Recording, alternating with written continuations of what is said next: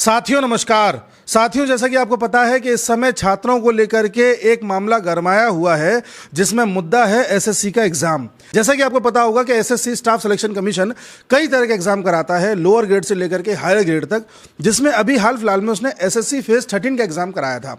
अब साहब एग्जाम हुआ, बच्चे ऑनलाइन एग्जाम देने गए तो कुछ जगहों पर देखा गया कि साहब टेक्निकल एरर आ गया है, कंप्यूटर हैंग कर गया है, चीज़ें डिलीवर नहीं हो पा रही हैं। तो कई सेंटर्स पर परीक्षा कैंसिल कर दी गई।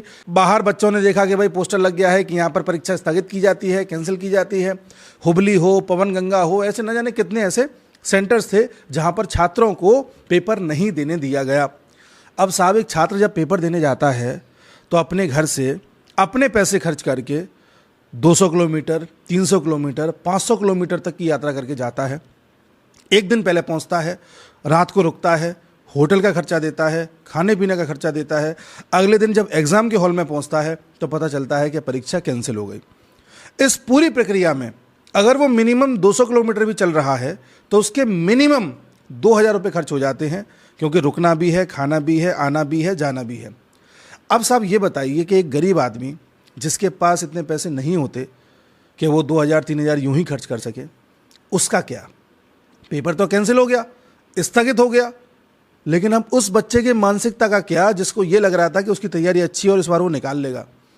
उस व्यक्ति की मानसिकता का क्या जिसे घर वालों ने आखिरी चांस दे रखा था? उस लड़की की मानसिकता का क्या जिसे घर वालों ने बोल रखा था कि इस महीने तक पेपर दे लो, उसके बाद तुम्हारी शादी करनी है? उस परिवार की मानसिकता का क्या जो ये उम्मीद लगाए बैठे थे कि अभी हमारा बच्चा एग्जाम निकाल लेगा, 6 महीने बाद नौकरी लग जाएगी, फिर सब कुछ ठीक हो जाएगा। 6 महीने बाद अगर एग्जाम होता भी है तब समीकरण ऐसे रहेंगे नहीं रहेंगे, उसका जिम्मेदार कौन? पेपर तो कैंसिल हो गया। अब साहब पेपर कैंसिल होने की जो वजह बताई गई वो ये वजह बताई गई कि जिस कंपनी को इस बार कॉन्ट्रैक्ट दिया गया था पेपर कंडक्ट कराने का, कंप्यूटर बेस्ड टेस्ट कराने का, उस कंपनी का नाम है एडुक्विटी। ये कंपनी अपनी सर्विसेज डिलीवर करने में विफल हो गई। अब मैं आपको ये बताता हूँ कि एडुक्विटी का चक्कर क्या है और ये कौन सी कंपनी है, क्या है क्या नहीं है, आप जानिए। देखिए साहब, जब भी पेपर होता है तो पहले तो क्वेश्चन पेपर सेट करना होता है, उसके बाद सॉफ्टवेयर का काम होता है। सॉफ्टवेयर में किस तरह से पेपर अपलोड होगा, किस तरह से आंसर उसमें डाले जाएंगे, किस तरह से ये इंश्योर किया जाएगा कि पेपर लीक ना हो जाए, किस तरह से इंश्योर करना होगा कि कहीं डुप्लीकेट स्क्रीन ना हो जाए, कोई कॉपी ना कर ले। ये सारी चीज़ें इंश्योर करी जाती हैं सॉफ्टवेयर वाले डिपार्टमेंट में। और फिर तीसरा डिपार्टमेंट होता है जहाँ पर एग्ज़ाम कंडक्ट कराना होता है। 3 चरण होते हैं।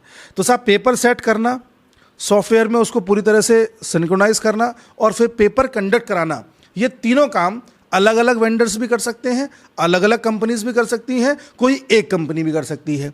अभी तक क्या होता था कि एसएससी ये काम टीसीएस नाम की कंपनी को देता था, जिसका काम पेपर सेट करना भी था, सॉफ्टवेयर का डिपार्टमेंट भी था और पेपर को कंडक्ट कराना भी था।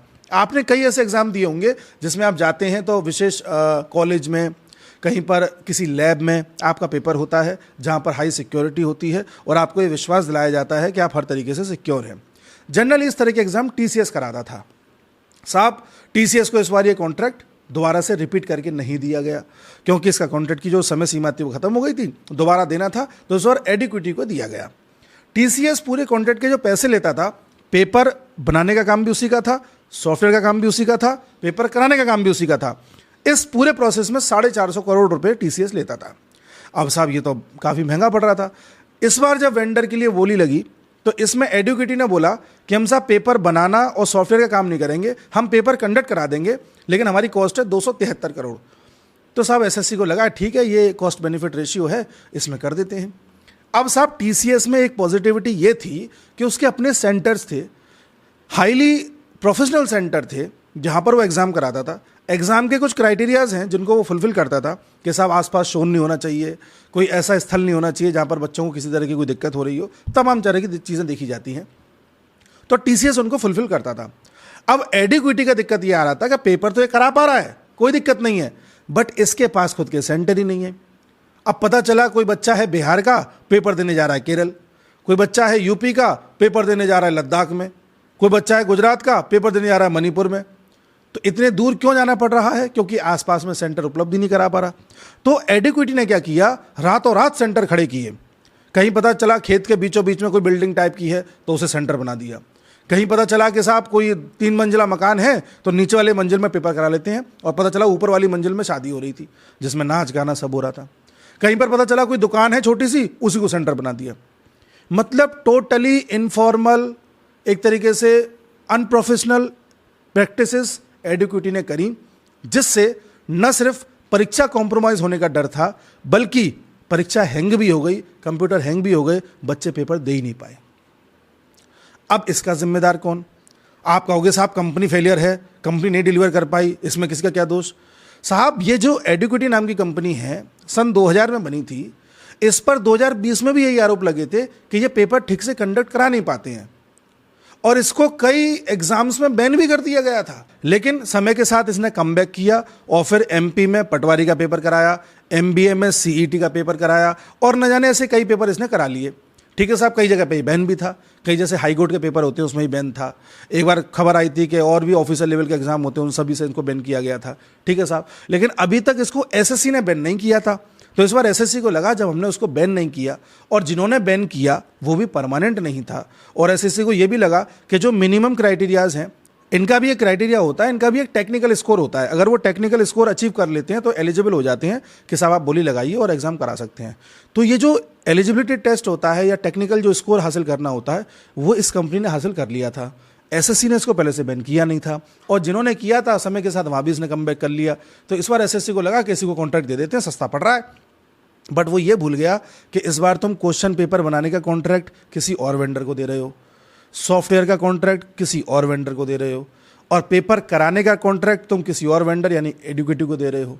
तो जब इतने ज़्यादा कॉम्प्लिकेशंस हो जाएंगे तो सिंक्रोनाइजेशन नहीं हो पाएगा, चीज़ों में तालमेल नहीं बैठ पाएगा, और यही कारण है कि लैक ऑफ कोऑर्डिनेशन की वजह से, समन्वय की वजह से, तालमेल की वजह से आपको इतना बड़ा सेटबैक और फेलियर देखना पड़ा। चलिए साहब, अब इसमें प्रश्न उठते हैं कुछ। पहला प्रश्न ये कि जिस कंपनी में पहले सवाल उठ चुके हैं, जिसके कई मामले सामने आ चुके हैं, उसको दोबारा रिपीट करने का कोई औचित्य नहीं था। दूसरा ये कि पैसे ज़रूरी हैं या छात्रों का करियर ज़रूरी है। जब टीसीएस 450 करोड़ ले रही है मान लीजिए, और वो पेपर करा पा रही है, हो सकता है उसमें भी कभी कभी फॉल्ट आए हों, पर मोर और लेस करा ले रही है, तो आपको क्या दिक्कत थी? आप एक फॉर्म भराने के बच्चों से इतना पैसा लेते हो, उसमें मैनेज हो तो रहा है आपका। दूसरी बात, ये परीक्षा इतनी बड़ी है, इसमें लाखों छात्र बैठते हैं, अलग अलग सोर्सेज से खबरें आ रही हैं। कुछ लोगों का तो ये तक कहना है कि इसमें लगभग 25 लाख से भी ज़्यादा लोगों ने फॉर्म भरे थे। तो जहाँ इतनी बड़ी जनसंख्या बैठ रही है, तो सोचिए अगर ज़्यादातर लोग फॉर्म पेपर देने आ भी गए तो कितना ज़्यादा लोड पड़ेगा सॉफ्टवेयर पर, हो सकता है हैंग हो जाए। तो ये संभावना आपको जतानी चाहिए थी, तो आपको किसी बड़ी कंपनी को कॉन्ट्रैक्ट देना चाहिए था, क्यों नहीं दिया आपने? उसके अलावा भी सरकार सारी चीज़ें देखती है, सब उसकी निगरानी में होता है, तो सरकार ने इस चीज़ को इंश्योर क्यों नहीं किया कि एसएससी इस बार किस तरह से प्रोसेस करा रही है, लाओ देख लें। जबकि आप जानते हैं कि इससे पहले नीट में ग्लिच हो चुका है, इससे पहले जानते हैं रेलवे के एग्जाम में ग्लिच हो चुका है, तमाम तरह के अलग अलग स्टेजेस के एग्जाम में ग्लिच हो रहा है। यूपी में पुलिस को लेकर के ग्लिच हो चुका है, पुलिस का एग्जाम हुआ था उसमें। तो जब हर मोड पर ग्लिच हो रहा है, कोई ना कोई दिक्कत आ रही है, तो इस बार आपने ऐसी लापरवाही क्यों बरती? हर उस व्यक्ति से, हर उस अधिकारी से, हर उस नेता से पूछताछ होनी चाहिए जो इस पूरी प्रक्रिया में शामिल है, कि भाई क्या कारण है कि आपने इस बार ये चुनाव किया। क्या पैसा ही सिर्फ कारण है? बच्चा 100 रुपये ज़्यादा देने को तैयार है फॉर्म में, बट वो ये नहीं चाहता कि उसकी साल बर्बाद हो जाए, वो ये नहीं चाहता कि उसका अटेम्प्ट बर्बाद हो जाए, क्योंकि वो यहाँ तो 100 रुपये ज़्यादा देगा, लेकिन जब पेपर देने आता है तो उसको 2000 रुपये, 3000 रुपये, 4000 रुपये तक खर्च हो जाते हैं। वो चीज़ ध्यान में रखनी चाहिए। आप बच्चे से 100 रुपये ज़्यादा लीजिए, कोई दिक्कत नहीं है, बट उसको इस बात का भरोसा दिलाइए कि इस बार घर से निकला है तो पेपर दे के आएगा, और फाइनल रिजल्ट तक वो इस बात पर भरोसा रख सकेगा कि जो कुछ भी हो रहा है ट्रांसपेरेंसी के साथ हो रहा है। ये सबसे बड़ी उपलब्धि होनी चाहिए। ये बात सही है कि सरकार कई मुद्दों पर अपना पूरा काम कर रही है, चाहे आतंकवाद हो, चाहे सिक्योरिटी हो, चाहे हमारी आर्म फोर्सेस हो, हर किसी को और मजबूत बनाया जा रहा है, उनको हथियार दिए जा रहे हैं, मैकेनिकल एडवांसमेंट हो रहा है, टेक्निकल एडवांसमेंट हो रहा है, आप हर जगह एडवांसमेंट कर रहे हैं, लेकिन आप इस सेक्टर में ध्यान क्यों नहीं दे रहे? क्यों ऐसा हो रहा है कि छात्रों को बार बार एग्जाम में अलग अलग तरह के फेलियर देखने पड़ रहे हैं? हम सभी की ये दरख्वास्त है सरकार से, हम सभी का ये निवेदन है अधिकारियों से कि प्लीज़ इस चीज़ पर ध्यान दीजिए। इस पर एक जांच होनी चाहिए कि वो क्या कारण थे कि इस बार इतने कॉम्प्लिकेशंस के साथ ये कॉन्ट्रैक्ट्स दिए गए थे। यही एक छोटी सी गुजारिश है। सरकार बिल्कुल ये बात जानती है कि छात्रों का जीवन दांव पे लगा रहता है। सरकार ये भी जानती है कि युवा खून, युवा जोश देश को आगे लेके जा सकता है, लेकिन जब युवा अंदर से हताश हो जाएगा, जब निराश हो जाएगा, जब उसे लगेगा कि वो अपना पेट पालने की स्थिति में नहीं रह पा रहा है, तो वो देश के कैसे काम आ सकेगा। इस ताकत को पहचानना चाहिए, इस पर चर्चा होनी चाहिए, डिस्कशंस होने चाहिए और इस तरह की लापरवाही दोबारा ना हो, ये इंश्योर करना चाहिए। इसी उम्मीद के साथ विराम देता हूँ, मिलता हूँ अगले वीडियो में। तब तक के लिए नमस्कार।